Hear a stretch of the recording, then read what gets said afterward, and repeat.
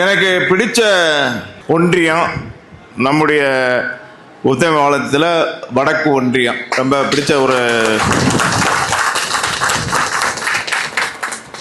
தென்மேற்கு மாவட்டம் அப்படின்னு நமக்கு பேர் வச்ச உடனே முதலாவதாக நடக்கக்கூடிய முப்பெரும் விழா அதுவும் நம்மளுடைய ஒன்றியத்தில், அதுவும் ஒரு ஒன்றிய செயலாளர்னா எப்படி செயல்படணும் அப்படிங்கிறதுக்கு எடுத்துக்காட்டக்கூடிய வகையில் இந்த ஒன்றியத்தில் இருக்கக்கூடிய பொறுப்பாளர்கள் அத்தனை பேர்களையும் அரவணைத்து ஒருங்கிணைத்து ஒரு சிறப்பான ஒன்றிய செயலாளராக சிறு வயதிலே அருமையாக செயலாற்றக்கூடிய உங்கள் ராம்குமார் அவர்களை மீண்டும் ஒரு முறை வாழ்த்தி, என்னுடைய சிறு வயது காலங்களில் நான் காய்கறி வியாபாரம் கேரளாவுக்கு பண்ணுறப்ப இங்கே ஒரு கம்சங்கடையை நான் தேவாரத்தில் போட்டிருந்தேன். 94, 95, 96, 97 என் கால்கள் தேவாரத்தை மிதிக்காமல் டெய்லி நகர முடியாது. அதே போல் என்னமோ சட்டமன்ற உறுப்பினர் ஆன பிறகு நான் அதிகமாக வந்து போன ஒன்றியம் அப்படின்னு என்றால் அதுவும் ராம்குமாருடைய வடக்கு ஒன்றியம் தான், தேவாரம் தான்.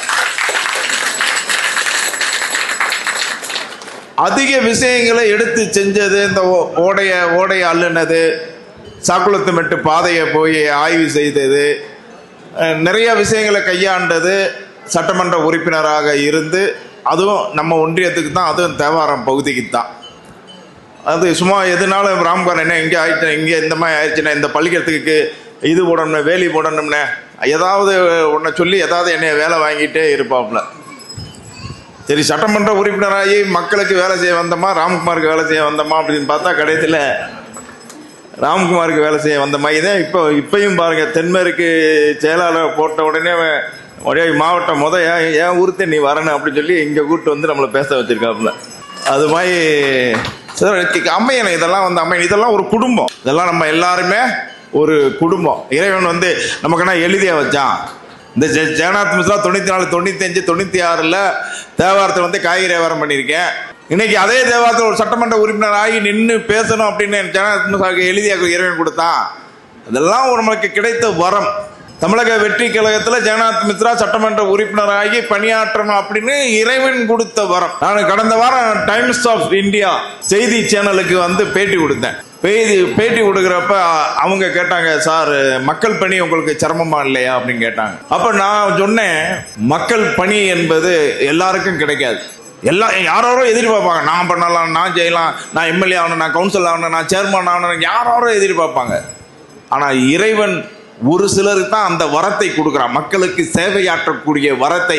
அந்த வரத்தை இறைவன் நமக்கு எல்லாருக்கும் கொடுத்துருக்கான்.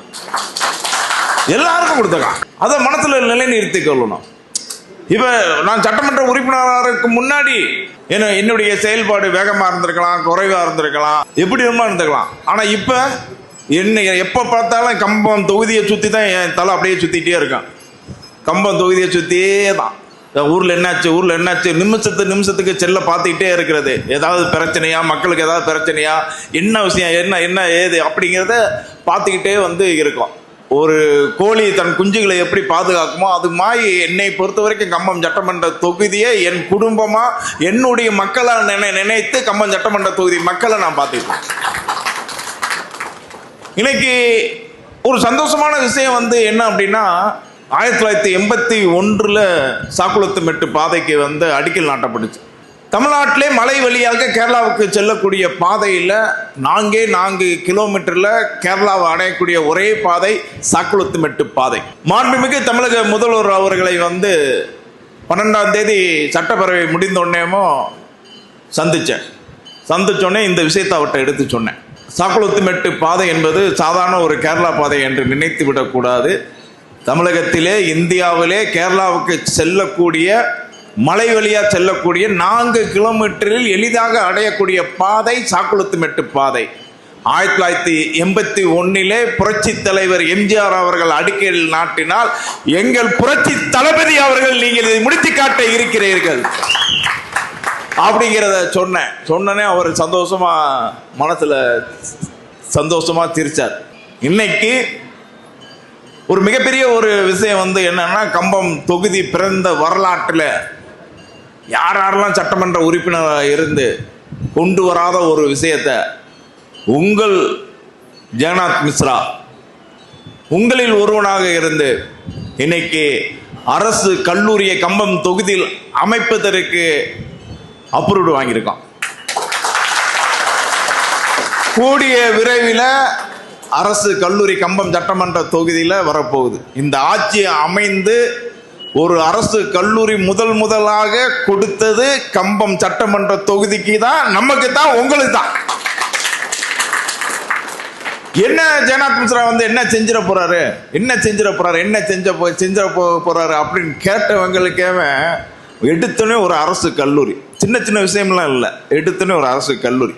எவ்வளவு பெரிய விஷயம்! இந்த மக்களுடைய தாக்கம் இத்தனை ஆண்டு காலம் திரும்ப திரும்ப பேசுறேன். என் கம்பம் தொகுதி, என் கம்பம் சட்டமன்ற தொகுதி. இப்ப பாத்தீங்க அப்படின்னா தென்மேற்கு மாவட்டம், என்னடா தேனி தென்மேற்கு மாவட்டம் அப்படின்னு காலையில நடந்த மீட்டிங்ல கூட நான் சொன்னேன். ஆனா நம்மளுடைய தேனி தென்மேற்கு மாவட்டத்துக்கு தான் அருமையா அந்த காலத்திலே பாரதி ராஜா படத்துல தென்மேற்கு பருவக்காற்று தேனி பக்கம் வீசும்போது சாரல் இன்பச்சாரல் தெம்மாங்கு பாடிக்கொண்டு சிறு சிறு வென்று சிந்துதம்மா தூரல் முத்து தூரல் தென்மேற்கு பருவக்காற்று தேனி பக்கம் வீசும்போது சாரல் இன்பச்சாரல். இந்த ஒரு வார்த்தை போதும். இந்த ஒரு வார்த்தை நான் கூட போச்சிலாட்ட கேட்டேன், என்னன்னே தேனி தென்மேற்குன்னு போட்டிருக்கீங்க அப்படின்னு. போதம்பி விவரம் தெரியும் போதம்பி அப்படின்னாரு. அப்பதான் நம்ம போட்டிருந்து தென்மேற்கு பருவக்காற்று தேனி பக்கம் எப்பயுமே ஒரு சாரலா, ஒரு இன்பமயமா, ஒரு அருமையா, அற்புதமா நமக்கு இருக்க போகுது. நம்ம கொண்டு வர போறோம். எதை கொடுத்தாலும் சிறப்பா செய்ய போறோம். அதே மாதிரி மாவட்ட செயலாளர் கொடுத்தாலும் அதை சிறப்பான ஒரு மாவட்ட செயலாளரா செயல்பட போறோம். இப்ப என்னைய பொறுத்த வரைக்கும் இன்னும் அதிகப்படியா உங்ககிட்ட நான் கேட்டுக்கொடு. இன்னைக்கு பாத்தீங்கன்னா பெண்கள் பாருங்க, இந்த கடைசி ரோல்ல பெண்கள் 60% தளபதி வந்து பெண்களுக்கு பொறுப்பு கொடுங்க, பெண்கள் கையில அதிகாரத்தை கொடுங்க அப்படிங்கிறத சொல்லியிருக்காரு. சட்டசபையில எல்லாரும் நீங்க 50% கொடுக்குறேன் 50% கொடுக்குறேன்னு கொடுக்கல, பெண்களுக்கு எல்லாத்திலும் 50% இட ஒதுக்கீடை கொடுக்கணும் அப்படின்னு தீர்மானத்தை நிறைவேற்றிருக்காரு. அரசாங்க வேலையில பாத்தீங்கன்னா 50 அதிகாரியை பார்த்தீங்கன்னா, ஆண்கள் அதிகாரியை பார்த்தீங்கன்னா 50 பெண்கள் அதிகாரியை பார்க்கக்கூடிய சூழ்நிலையை தளபதி விஜய் அவர்கள் நம்மளுக்கு கொடுத்திருக்காரு. நம்ம வந்து ஒருபடி மேல போய் தளபதி 50% சொன்னாரா, பெண்களுக்கு 60% கொடுப்போம். நிறைய நம்முடைய மகளிரணி பொறுப்பாளர்கள் நிறைய ஒர்க் பண்ணிக்கிட்டே இருக்காங்க. 2 நாளைக்கு ஒரு கூட்டம், இங்க கூட்டம் அங்க கூட்டம் இங்க கூட்டம் அப்படின்னு சொல்லி கூட்டம் போட்டுக்கிட்டே இருக்காங்க. நம்ம ஒன்றியத்தில் இருக்கக்கூடிய மகளிரெல்லாம் நான் கேட்டுக்கொள்வது, வீடு வீடாக சென்று பெண்கள் மத்தியில நீங்க எல்லாரும் நம்பிக்கையை உருவாக்கணும். பெண்கள் மத்தியில வீடு வீடா போகணும். வீடு வீடு யாரும், ஆண்கள் உங்களுக்கு யாரும் டிஸ்டர்ப் பண்ண மாட்டாங்க.